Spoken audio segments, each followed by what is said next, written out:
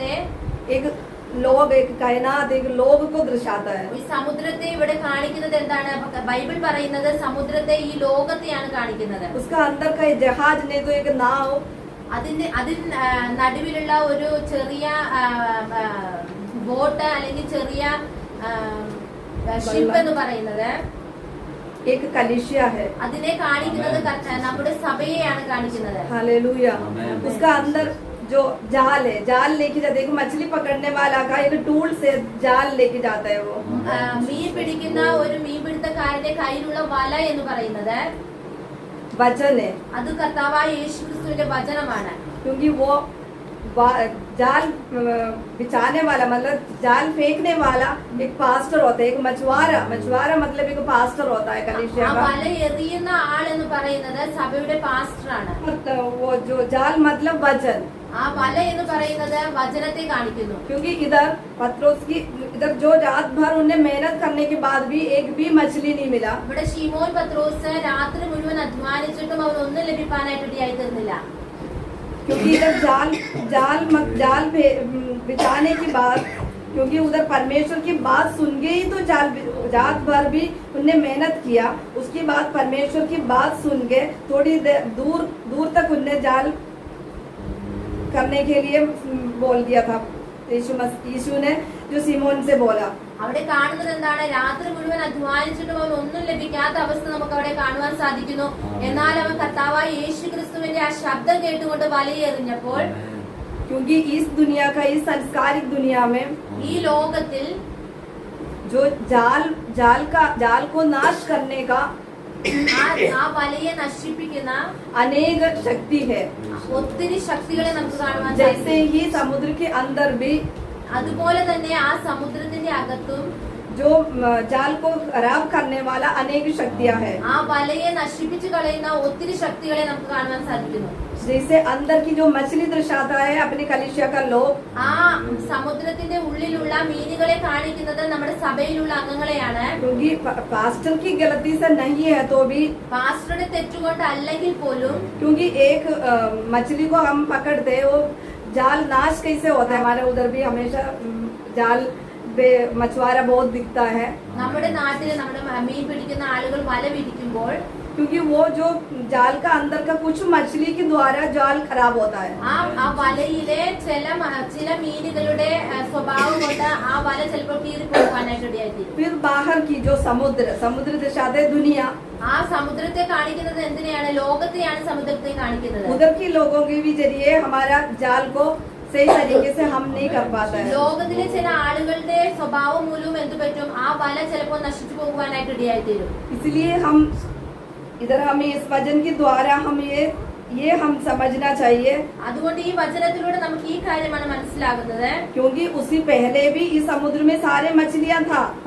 പണ്ടും എന്തുണ്ടായിരുന്നു? സമുദ്രത്തിൽ ഈ പറയുന്ന മീനുകളെല്ലാം പണ്ടും ഉണ്ടായിരുന്നു. रात भर मेहनत करने के बाद भी एक मछली भी नहीं आया. അവൻ രാത്രി മുഴുവൻ അധ്വാനിച്ചിട്ടും ഒരു മീൻ പോലും അവന് ലഭിക്കാനായിട്ട് लेकिन ഇടയായില്ല. प्रभु यीशु मसीह आया, എന്നാൽ കർത്താവായ യേശു ക്രിസ്തു അവിടെ കടന്നു വരുവാനായിട്ട് ഇടയായിത്തീർന്നു. उनकी बात सुन के അവന്റെ ശബ്ദം കേട്ടുകൊണ്ട് जो और थोड़ा सा आगे वो जाल को बिछाने गए थे, तब കുറച്ച് നീങ്ങി ആ വലയെ വിരിച്ചപ്പോൾ सारे मछलियां उधर वापस आ गई. ആ പെരുത്ത മീൻകൂട്ടത്തെ നമുക്ക് അവിടെ കാണുവാൻ क्योंकि സാധിക്കും. समुद्र का अंदर एक उलझल मच रहा थी उसी टाइम. हालेलुया. ആ സമയത്ത് എന്ത് പറ്റി? സമുദ്രത്തിന്റെ അകത്ത് വലിയൊരു മുഴക്കം അവിടെ കാണുവാൻ നമുക്ക് क्योंकि സാധിക്കും. उसी टाइम सारे मछली, एक मछली आके दूसरे मछली को बोल रहे हैं, मत्ती, आइला, जो भी हो है, चूरा है, वो सब बहुत सारे मछलियां है समुद्र ആ में. സമയത്ത് അവിടെ ഉണ്ടായിരുന്ന അയിലയാണെങ്കിലും മത്തിയാണെങ്കിലും ചൂരയാണെങ്കിലും सब एक मछली दूसरे को आके बोल रहे, प्रभु यीशु मसीह की अधिकार है, वो जो आई है हमें जाना है. ആ സമയത്ത് അവിടെ എന്താണ് ഉണ്ടായത്? ആ മീനുകൾ അങ്ങോട്ടും ഇങ്ങോട്ടും പറയുവാനായിട്ട് ഇടയായി തീർന്നു. കർത്താവായ യേശു ക്രിസ്തു അവിടെ കടന്നു വന്നിട്ടുണ്ട്. അവന്റെ അധികാരം നമുക്ക് കാണണമെന്നാണ്. इसलिए मत्ती जाके आइला को बोल दिया, അവിടെ എന്ത് ചെയ്തു? മത്തി ചെന്ന് അയിലയോട് പറയുവാനായിട്ട് ഇടയായി തീർന്നു. आइला दूसरे मछली को बोल दिया. അയില ചെന്ന് വേറൊരു മത്സ്യത്തോട് പറയുവാനായിട്ട് ऐसे ഇടയായി തീർന്നു. छोटे से लेके बड़े मछली तक അവിടെ ഒരു ചെറിയ മത്സ്യം തുടങ്ങി വലിയ മത്സ്യം വരെ वो जाल में फंस गई. ആ വലയിൽ അകപ്പെടുവാനായിട്ട് ഇടയായി തീർന്നു. क्योंकि उन्हें जो पत्रोस की सामर्थ्य की वजह से नहीं, അവിടെ പത്രോസിന്റെ ആ സാമർത്ഥ്യം കൊണ്ടല്ല അവിടെ ലഭിക്കാനായിട്ട് क्योंकि ഇടയായി हमें रचने वाला प्रभु यीशु मसीह को एक बार देखने के लिए ആ था. കർത്താവായ കർത്താവായ യേശു ക്രിസ്തുവിനെ ഒന്ന് കാണുവാൻ വേണ്ടി. क्योंकि मछली समुद्र की मछली को ऐसे ही हम पकड़ते ही वो मर जाता है. ആ സമുദ്രത്തിലെ മത്സ്യങ്ങൾ എങ്ങനെയാണ് നമ്മൾ അതിനെ പിടിച്ചു കഴിഞ്ഞാൽ ഉടനെ തന്നെ അത് മരിച്ചു പോകും. क्योंकि जैसे ही बोट में डालते हैं तब वो मर जाता है. അതിനെ വെള്ളത്തിൽ നിന്ന് ആ ബോട്ടിലേക്ക് ഇടുമ്പോൾ തന്നെ അത് മരിച്ചു പോകാനായിട്ട്. दूसरा पानी डाल दिया तो भी वो नहीं जी सकते. സമുദ്രത്തിലെ വെള്ളമല്ലാതെ വേറൊരു വെള്ളം ഒഴിച്ചാലും ആ മത്സ്യങ്ങൾ ചത്തുപോകാനായിട്ട്. लेकिन नदी की मछली हम पकड़ के लेके आ गए, दूसरे बर्तन में पानी के साथ रख दिया तो भी वो जी सकते हैं. എന്നാൽ നദിയിലെ മത്സ്യങ്ങൾ അങ്ങനെയല്ല, അതിനെ പിടിച്ചുകൊണ്ട് വന്ന് വേറൊരു പാത്രത്തിൽ വെള്ളം ഒഴിച്ചിട്ടാൽ അത് ജീവിക്കുന്ന അവസ്ഥ കാണാം. क्योंकि उधर मछली लोग ने ऐसे सोचा हमारे इस जीवन धन्य हो, हम इस जीवन खत्म होने के पहले हमारे सृष्टा को एक बार देख सकते അവിടെ हैं. നമുക്ക് കാണുവാൻ സാധിക്കുന്നതാണ് ആ മത്സ്യങ്ങൾ ഇങ്ങനെയായിരിക്കും ചിന്തിച്ചിരിക്കുന്നത്, എന്റെ ജീവൻ പോകുന്നതിന് മുമ്പേ എന്റെ സൃഷ്ടാവിനെ ഒന്ന് കാണാമെന്ന്. हालेलुया. इसी टाइम जो प्रभु यीशु मसीह नाव में उपस्थित था, ആ സമയത്ത് കർത്താവായ യേശു ക്രിസ്തു ആ ബോട്ടിലുണ്ടായിരുന്നു. वैसे ही हमारे जीवन में भी कलीसिया का अकेले नहीं, हमारे जीवन में भी हम बहुत मेहनत करते हैं. നമ്മളുടെ സഭയിൽ മാത്രമല്ല, നമ്മുടെ ഓരോരുത്തരുടെയും വ്യക്തിപരമായ ജീവിതത്തിൽ നമ്മൾ ഒത്തിരി അധ്വാനിക്കുന്നവരാണ്. कभी कभी हमारा जाल भी फट जाता है, कभी कुछ खराब होता है. ചില സമയങ്ങളിൽ നമ്മുടെ വലയം എന്ത് പറ്റും, പൊട്ടിപ്പോകുന്ന അവസ്ഥ കാണുവാൻ സാധിക്കുന്നു. क्योंकि उसमें हम नहीं, उसका जवाबदारी हम अकेले नहीं है. ആ സമയത്ത് ഉത്തരവാദിത്തം മൊത്തം നമ്മുടെ മാത്രമല്ല, क्योंकि वो जो दूसरा हमें नाश करने वाला जो शक्तियाँ होता है उनके भी है. എന്താണ് അവിടെ കാരണമെന്ന് പറയുന്നത്, നമ്മളെ നശിപ്പിച്ചു കളയുന്ന അനേക ശക്തികളുടെ കാരണമാണ്. लेकिन इस वचन के द्वारा ये कहला रही हूँ, क्योंकि हम कभी चिंता नहीं करना. ഈ വചനത്തിലൂടെ നമ്മളോട് ദൈവം സംസാരിക്കുന്നതാണ്, നമ്മൾ ഒരിക്കലും ചിന്തിക്കുന്നവരാകരുത്. क्योंकि प्रभु यीशु मसीह ये बोलते हैं बेटा तुम मेहनत करो. കർത്താവായ യേശു ക്രിസ്തു ഇതാണ് പറയുന്നത്, നിങ്ങൾ അധ്വാനിക്കണമെന്ന്. लेकिन तुम मेहनत करने के बाद भी अगर जो चीज से तुम्हें जो फल नहीं मिल रहा है, നിങ്ങൾ അധ്വാനിച്ചിട്ട് നിങ്ങൾക്ക് ഒന്നും ലഭിക്കുന്നില്ലെങ്കിലും, लेकिन मैं तेरा साथ हूँ. ഞാൻ നിന്നോട് കൂടെയുണ്ട്. एक दिन मैं तुम्हारे पास आऊंगी. ഒരു ദിവസം ഞാൻ നിന്റെ അടുത്തേക്ക് കടന്നു വരും. तब तुम जो मांगता है, जो चाहता है, सब कुछ तुम्हें भर के तुम्हारे जीवन को आशीष करने के लिए मैं प्राप्त हूँ. ഞാൻ നിങ്ങളുടെ അടുത്ത് ഒരു ദിവസം കടന്നു വരുമ്പോൾ നിങ്ങൾ എന്നോട് എന്ത് ചോദിക്കുന്നു അതെല്ലാം നിങ്ങൾക്ക് ഞാൻ തരുവാനായിട്ട് क्योंकि ready. मेरा अंदर में कुछ लोगों को मैं ऐसे देख रहे, क्योंकि दिन भर रात भर मेहनत कर रहे हैं, ചില വ്യക്തികളെ ഞാൻ എന്റെ ജീവിതത്തിൽ കണ്ടിട്ടുണ്ട്, രാത്രിയും പകലും അവർ അധ്വാനിക്കുന്നവരാണ്. लेकिन उनके जीवन में कुछ भी नहीं है. അവരുടെ ജീവിതത്തിൽ ഒന്നുമില്ലാത്ത അവസ്ഥയാണ്.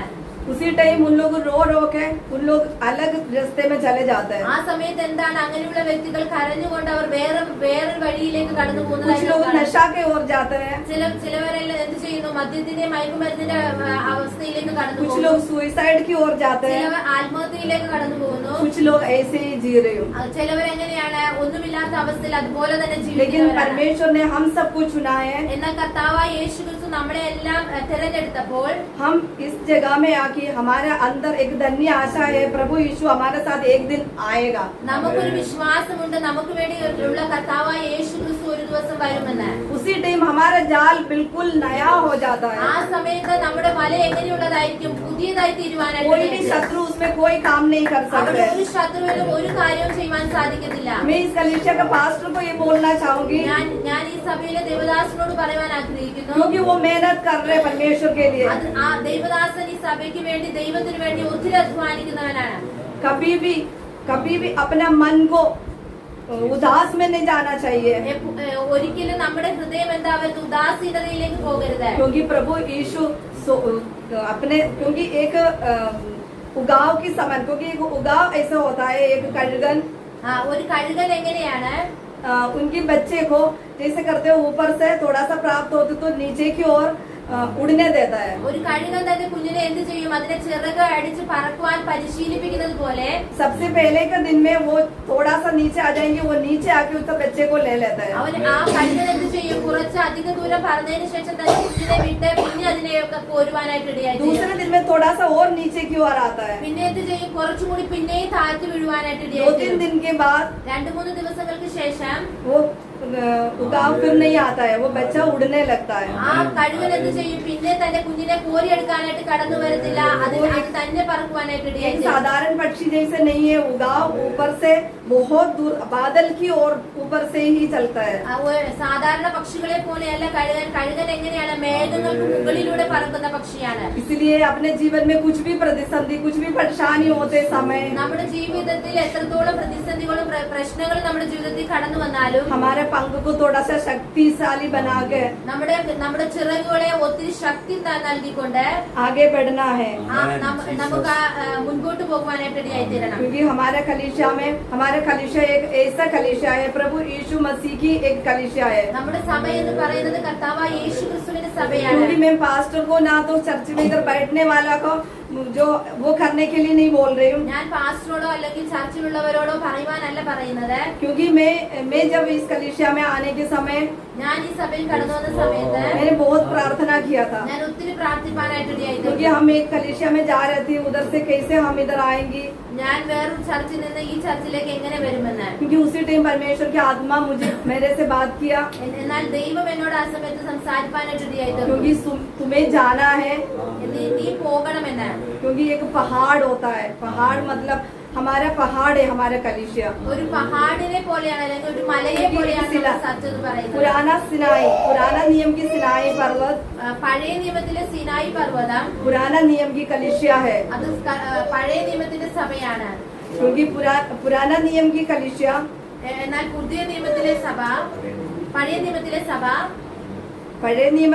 पुराना नियम की सभा एक नया नियम की पुराना नियम की पर्वत सिनाई, പഴയ സിനായി പർവ്വതം എന്ന് പറയുന്നത് नया नियम की कलीसिया है. അത് പുതിയ നിയമത്തിന്റെ സഭയാണ്. पुराना नियम का इसराइल, പഴയ ഇസ്രായേൽ എന്ന് പറയുന്നത് एक इसराइल में जाना है तो अभी अपन सब जा सकते हैं, ഇസ്രായേൽ പോകണമെങ്കിൽ നമുക്ക് എല്ലാവർക്കും പോകാൻ കഴിയും. क्योंकि पासपोर्ट वीसा सब बना के हम जा सकते हैं. പാസ്പോർട്ടും വിസയും എല്ലാം ഉണ്ടാക്കി നമുക്ക് അവിടെ കടന്നു പോകാൻ സാധിക്കും. लेकिन एक आत्मिक इसराइल, नया नियम के द्वारा एक आत्मिक इसराइल बनाया, എന്നാൽ നമ്മുടെ ആത്മീയപരമായി നമ്മൾ പുതിയ നിയമത്തിൽ ഇസ്രായേൽ ആകുമ്പോൾ क्योंकि वो इसराइल में जाने के लिए ആ ഇസ്രായേലിലേക്ക് പോകുവാൻ വേണ്ടി हमें आत्मिक रूप से बढ़ना होगा. എന്നാൽ നമുക്ക് ആത്മീയപരമായി നമുക്കൊന്ന് വളരേണ്ടത് അത്യാവശ്യമാണ്. क्योंकि रेवलेशन पुस्तक में लिखा है, വെളിപ്പാടിന്റെ പുസ്തകത്തിൽ जो जय पाता है ആരാണോ ജയിക്കുന്നത് वो जीवन की पुस्तक में उनका नाम लिखता है, അവന്റെ പേരാണ് ജീവന്റെ പുസ്തകത്തിലുള്ളത് എന്ന്. कि वो इसराइल देखेगा.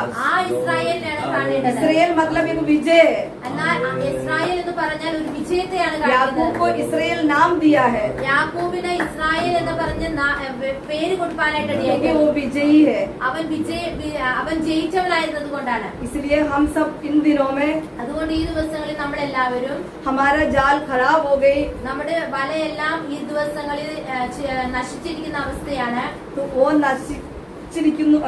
वो खराब होने का अवस्था से हटकर ആ നശിച്ചിരിക്കുന്ന അവസ്ഥ മാറ്റിക്കൊണ്ട് हमारा जाल बाइबल के द्वारा वचन നമ്മൾ അതിനെ ബൈബിൾ എന്ന് പറയുന്ന ആ വചനത്തിലൂടെ हमें बिछाना है. നമുക്ക് വിരിക്കേണ്ടത് അത്യാവശ്യമാണ്. उसमें जो चीज चाहिए അതിനെന്താണോ അത്യാവശ്യമായിട്ടുള്ളത് वो जाल में आएगा. അത് ആ വലയിൽ അകപ്പെടുവാനായിട്ട് वो ഇടയായി. सिमोन पत्रोस की जाल में ആ ശിമോൻ പത്രോസിന്റെ വലയിൽ सिर्फ एक छोटा मछली नहीं आया, ആ ഒരു ചെറിയ മത്സ്യം മാത്രമല്ല കടന്നു വരുവാനായിട്ട് बड़ा ഇടയായി. मछली तक आया. അതിൽ വലിയ വലിയ മത്സ്യങ്ങൾ വരെ കടന്നു വരുവാനായിട്ട് इसलिए ഇടയായി. कलीसिया से मैं बोलना चाहूंगी, അതുകൊണ്ട് സഭയോട് ഞാൻ പറയുവാൻ क्योंकि ആഗ്രഹിക്കുന്നു. आने वाला समय में अपनी वचन का जाल അതുകൊണ്ട് ഈ ദിവസങ്ങളിൽ വചനമാകുന്ന ആ വല वजन का जाल फेंकने के समय അതിനെ നമ്മൾ എറിയുവാൻ बड़े തയ്യാറാണ്. बड़े अधिकारियों, बड़ा मछली, बड़े अधिकारियों वो जाल का अंदर आना ആ चाहिए. വചനത്തിൽ നമ്മൾ എറിയുവാൻ തയ്യാറാണെങ്കിൽ വലിയ വലിയ പൊസിഷനിൽ ഇരിക്കുന്നവർ വരെ ആ വലയിൽ അകപ്പെടുവാനായിട്ട് ഇടയായി. हालेलुया. ആമേൻ. क्योंकि वो परमेश्वर यीशु मसीह को देखने और समझने और चखने पाए. അവർ കർത്താവായ യേശു ക്രിസ്തുവിനെ അറിയുവാനും രുചിക്കുവാനും ഇടയായി തീരും.